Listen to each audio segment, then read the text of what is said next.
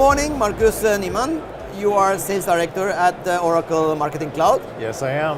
And welcome to Link Talks. Thank you for having me. Marcus, I would like to start with something that has fascinated me.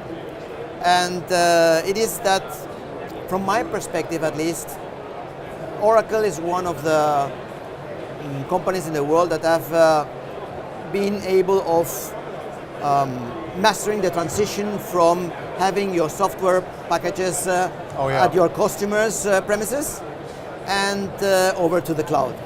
Yeah. From my point of view, you have been very successful. And what would you say are the must-win battles that your company has focused on in order to achieve that transformation? Yeah. First of all, thank you for saying so, and it's something I think it's an ongoing battle. It's a fight we're fighting. We're not we're not finished yet, exactly. No, because we still have, for us in the part of Oracle, that's kind of on the app side of things. So I represent the Marketing Cloud.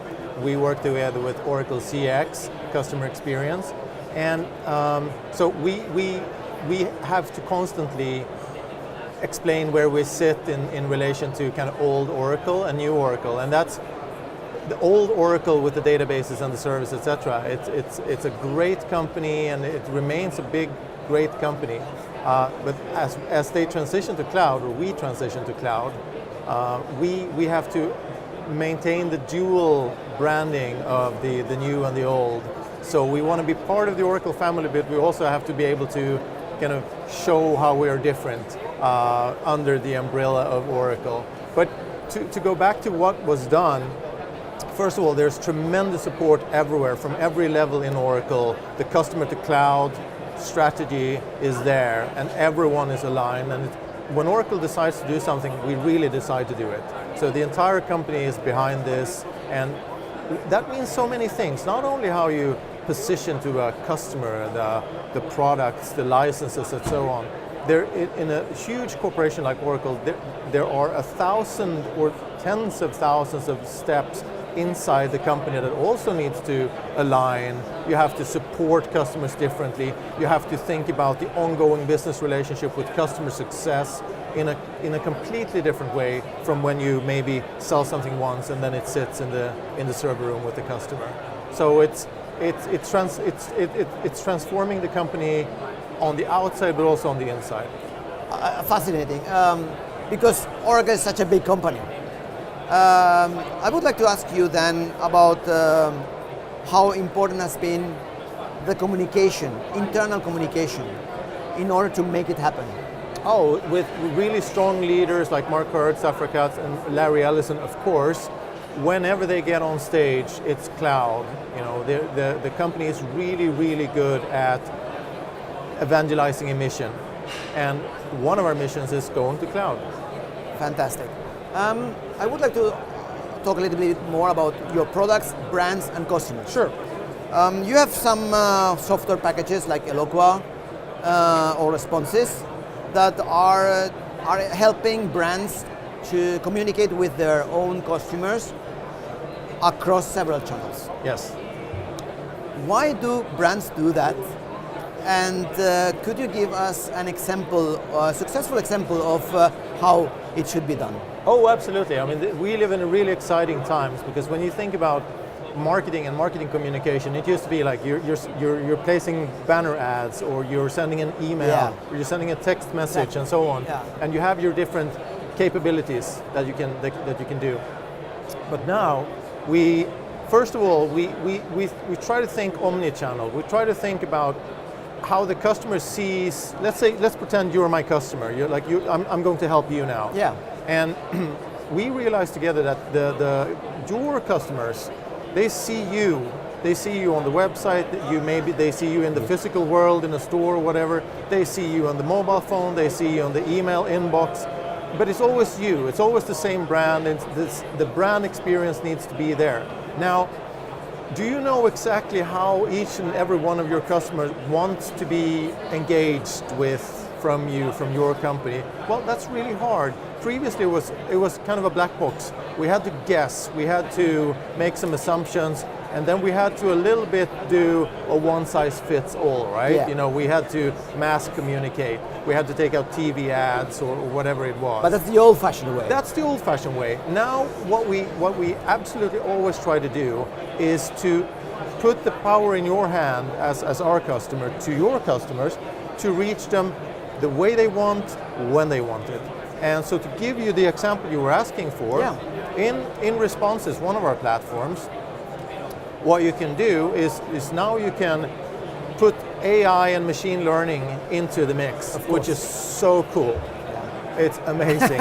It's really amazing. It's beyond cool. It's beyond cool because I mean we've been testing for quite some time. We have testing capabilities. We can help you figure out if you should describe your product like this or like that, if that will work better than this, and so on. But now with AI, we can do this on an individual level. The system after a while will learn that your customer over there prefers an email over a text message and likes to get that email during his lunch, not in the evening, not in the morning. That's extremely powerful. It is, and it's not intrusive. It kind of adapts to when and how the customer wants to be approached. Exactly. Yeah. Oh, fascinating. Do you think that messaging still will be a part of the mix? Oh yeah, yeah. Definitely? It will. It will. So mobile messaging, we see, in fact, we see a very, very strong trend towards mobile. Obviously, like if you look at the device, that's the device we always carry with us, right? So, so having the access through the mobile device is absolutely key. And obviously, kind of to go back to what I just said about the different channels for different people, it will vary. Some people have want to communicate with the brand through email or at home in another scenario, but more and more, obviously the trend goes towards mobile. Yeah. But how that messaging structure and the content and the information you convey in the message, that I think will keep changing and evolving quite dramatically. Interesting. I would like to ask you about something related to that, and it's because you know, of course, I'm also reading social media all the time, and there's a kind of what can I say, a discussion there in that sphere, talking about the death of email. Oh, the death of email. The death of email. The death of email. Yeah, so, the death of email is longer. What do you think about that? Well, the death of email, I think it's 20 years old now. Every year is the death of email. Yeah, exactly. Yeah, no, I think with the exception of carrier pigeons and fax machines, very few technologies kind of completely go away. Yeah. And so if we think about email, like obviously because we're on the inside and we see the trends from the inside with very, very large companies, we know that email is not going away. Email is in fact growing, but it's transforming because you cannot get away with, and you shouldn't try to get away with, doing the mass email marketing campaigns of yesterday. Yeah. That goes away. And I think email has, if we stay on email for a second, we have to think about what each media brings to the mix. So email is great for, it gives you quite a lot of tools, a lot of space, you can completely brand it. It's good for a lot, like receipts, order confirmations. It carries some important, it has an important role in many companies when they're dealing with the orders of their customers and so on. So there are some benefits. But to send the mass communication, the offers, like a long, perfectly crafted email, I don't think it works anymore. No, I think that's changing. Yeah. I think it's changing. Because I get many emails that I don't open. It's like I just delete them. And you know how I look at that? I look at that as an opportunity. Like if I'm in the market and I know that there are many brands who are doing this, if I'm in the same market space, I see that I only have to be a little better and I will beat the competitors. Yeah, exactly. And one way of doing that is to be even more relevant and personal. And there are tools out there now to do that. And I think in the next few years, together with companies like Link, we will see really, really cool developments in this area, like immediately being able to interact with the messages and so on. I do believe like that too. one more question about artificial intelligence. Yes. Because it's so cool. It is so cool. Yes. I was thinking about digital assistants. Yes. Especially digital assistants that are voice activated. Yes. Of course, I'm talking about Alexa. I'm talking about the Google Assistant, Siri, of course. What I would like to ask you is, how are you seeing the role of those in your sphere, in your industry, yes. and how are you connecting those kind of new services into the software packages and services yes. that Oracle brings to the market? First of all, like the way you know that voice, if we talk about voice as the medium, which is powered by digital assistant technology, AI, how you know that that's a great interface is when I get a response from my Google Home Assistant, I usually just say thank you. And if I don't say thank you, I feel rude. So that's how you know. That's the proof of the pudding. Exactly. If you say thank you to Google. Yeah. That's how you know that this is real communication. Yeah. Very nice. Totally. No, so first of all, if I speak from Oracle is hugely into digital assistant technology.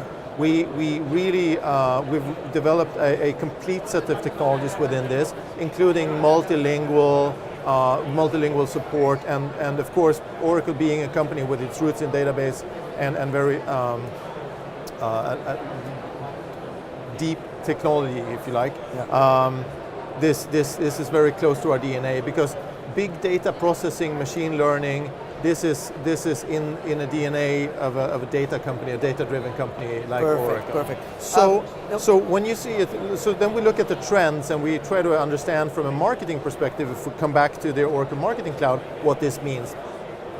We think that, or statistics show that maybe 50% of all searches will be done by voice in 2020. What does that mean for the marketeer? Well, it means that being number one, being top of mind, being the result instead of being the first 10 results is hugely important. It's going to make all the difference. Like the long tail game might go away a little bit, and it's going to be a winner take all. The long tail phenomenon disappears in a way, because the first results will take almost all the whole attention. There is a real risk for a lot of companies in the space that are maybe number 2, number 3 right now, that this is going to be a winner take all. But you also have to think about where this fits, because you might buy toilet paper through Alexa, but you won't buy a car. So you have to think, and not yet at least. Not yet at least. You will have to have another interface for that.